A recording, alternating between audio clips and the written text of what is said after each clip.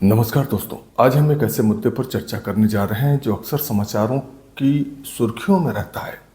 कभी किसी कानून को अदालत द्वारा निरस्त किए जाने पर, कभी किसी सरकारी निर्णय पर न्यायिक टिप्पणी होने पर, तो कभी न्यायाधीशों की नियुक्ति को लेकर अक्सर हमें समाज में चर्चा सुनने को मिलता है और न्यायपालिका पर राजनीतिक प्रभाव की बातें भी होती रहती हैं। इसलिए आज का हमारा मुद्दा है न्यायपालिका बनाम राजनीति, लोकतंत्र में टकराव या संतुलन। तो दोस्तों, सबसे पहले यह समझना आवश्यक है कि लोकतंत्र में न्यायपालिका और राजनीति दोनों ही आवश्यक संस्थाएं हैं। राजनीति सरकार चलाती है, नीतियां बनाती है और जनता के प्रति जवाबदेह होती है। वहीं न्यायपालिका संविधान की संरक्षक होती है और यह सुनिश्चित करती है कि सरकार तथा अन्य संस्थाएं संविधान की सीमाओं के भीतर रहकर कार्य करें। मित्रों, जैसा कि हम सभी जानते हैं कि भारत का संविधान शासन की 3 प्रमुख शाखाओं की कल्पना करता है। विधायिका यानी लेजिस्लेचर, कार्यपालिका यानी एग्जीक्यूटिव और न्यायपालिका यानी जुडिशरी। इसमें हमारी विधायिका कानून बनाती है, कार्यपालिका उन कानूनों को लागू करती है और न्यायपालिका यह देखती है कि कानून और सरकारी कार्य संविधान के अनुरूप हैं या नहीं। इसी व्यवस्था को चेक्स एंड बैलेंसेस भी कहा जाता है, अर्थात एक संस्था दूसरी संस्था पर आवश्यक नियंत्रण रखती है ताकि सत्ता का दुरुपयोग न हो और बैलेंस बना रहे। लेकिन कई बार इनके बीच आपस में टकराव की स्थिति उत्पन्न हो जाती है।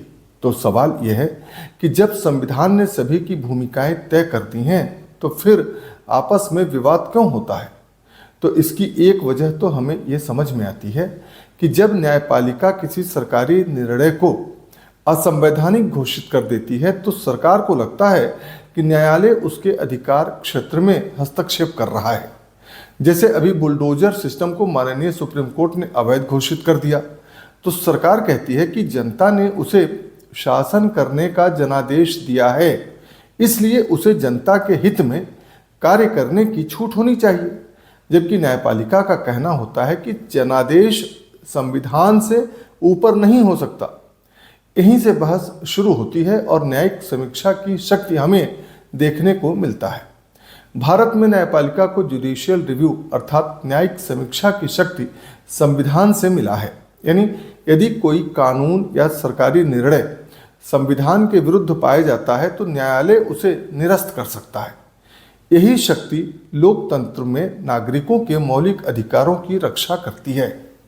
यदि बुलडोजर से किसी नागरिक के घर को तोड़ने को गैर कानूनी न माना जाए तो इसके दुष्परिणाम हमें देखने को मिलेंगे। इसलिए यदि जुडिशियल रिव्यू की शक्ति न्यायपालिका के पास न हो तो कोई भी सरकार मनमाने कानून बनाकर नागरिक स्वतंत्रताओं को सीमित कर सकती है। मित्रों, जुडिशियल रिव्यू से संबंधित एक ऐतिहासिक जजमेंट है जो केशवानंद भारती के मामले में दिया गया था और भारत के संवैधानिक इतिहास में ये सबसे चर्चित मामलों में से एक है। सन 1973 में सर्वोच्च न्यायालय ने कहा था कि संसद संविधान में संशोधन तो कर सकती है लेकिन संविधान की मूल संरचना को नष्ट नहीं कर सकती। यह निर्णय भारतीय लोकतंत्र के इतिहास में मील का पत्थर माना जाता है।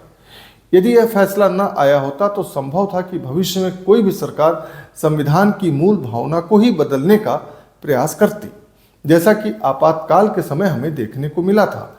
भारत में इंदिरा गांधी ने जब इमरजेंसी लगाई थी उस दौर में बहुत सारे संविधान संशोधन हुए थे। सन 1975 में घोषित आपातकाल भारतीय लोकतंत्र की सबसे महत्वपूर्ण घटनाओं में से एक माना जाता है। उस इमरजेंसी के समय नागरिक स्वतंत्रताओं पर गंभीर प्रश्न उठे थे। उस दौर ने हमें यह सिखाया कि लोकतंत्र में स्वतंत्र न्यायपालिका का होना कितना आवश्यक है। दोस्तों, इसके विपरीत एक और महत्वपूर्ण बात हमें सुनने को मिलती है जो है न्यायिक सक्रियता बनाम न्यायिक अतिक्रमण की बात। यानी जुडिशियल एक्टिविज्म और जुडिशियल ओवर रीच की भी बातें हमें सुनने को मिलती हैं। न्यायिक सक्रियता का अर्थ होता है कि न्यायालय जनहित और संवैधानिक मूल्यों की रक्षा के लिए सक्रिय भूमिका निभाए और सुओ मोटो कार्रवाई करे। लेकिन जब यह आरोप लगाया जाता है कि न्यायालय नीति निर्माण जैसे कार्यों में हस्तक्षेप कर रहा है, तब इसे न्यायिक अतिक्रमण कहा जाता है। यही वह क्षेत्र है जहां राजनीतिक वर्ग और न्यायपालिका के बीच मतभेद दिखाई देते हैं। जैसे कि न्यायाधीशों की नियुक्ति पर होने वाले विवाद के मामले में ये अक्सर होता है। इसी में कोलेजियम पर भी सवाल उठते हैं। भारत में न्यायाधीशों की नियुक्ति लंबे समय से बहस का विषय रही है। कोलेजियम प्रणाली के समर्थकों का कहना है कि इससे न्यायपालिका की स्वतंत्रता बनी रहती है। दूसरी ओर आलोचकों का कहना है कि नियुक्ति प्रक्रिया अधिक पारदर्शी होनी चाहिए। यह बहस आज भी जारी है और समय समय पर राजनीतिक तथा न्यायिक हलकों में चर्चा का विषय बनती रहती है।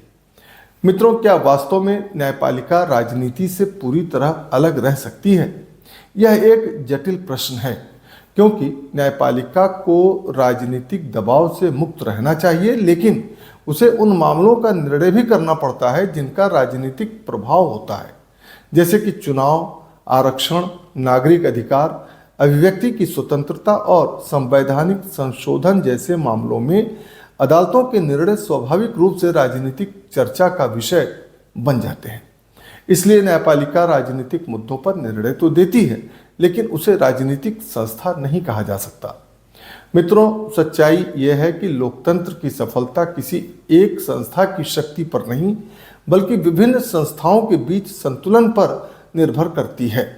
यदि राजनीति पूरी तरह निरंकुश हो जाए तो नागरिक अधिकार खतरे में पड़ सकते हैं, और यदि न्यायपालिका अपनी सीमाओं से बाहर चली जाए तो लोकतांत्रिक जवाबदेही प्रभावित हो सकती है। इसलिए दोनों के बीच सम्मान, संवाद और संवैधानिक मर्यादा बहुत जरूरी है। दोस्तों, न्यायपालिका और राजनीति को एक दूसरे के प्रतिद्वंदी के रूप में नहीं, बल्कि लोकतंत्र के दो महत्वपूर्ण स्तंभों के रूप में हमें देखना चाहिए। एक जनता की इच्छा का प्रतिनिधित्व करती है और दूसरी संविधान की रक्षा करती है। जब दोनों अपनी अपनी संवैधानिक सीमाओं का सम्मान करते हैं, तभी लोकतंत्र मजबूत होता है। इसलिए असली प्रश्न न्यायपालिका बनाम राजनीति नहीं, बल्कि न्यायपालिका और राजनीति के बीच संवैधानिक संतुलन का है।